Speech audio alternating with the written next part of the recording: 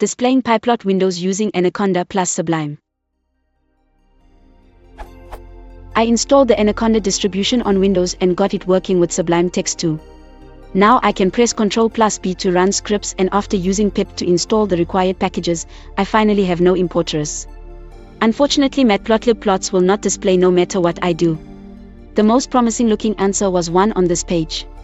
I edited %appdata%\roaming\sublime text 2\packages\python\python.sublime builds to look like this.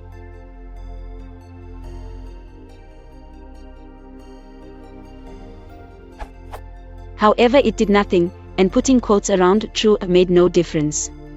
I was used to calling Python@pylab in the console to enable Pyplot windows, so I tried editing the first line to the following.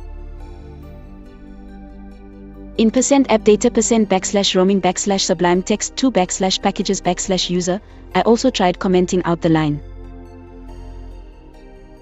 Not sure what else to try now. Has anyone encountered and solved this before?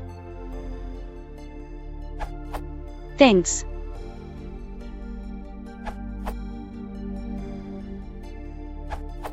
According to the ops comment, problem solved. In the end, it was simply solved by adding a line in my own code.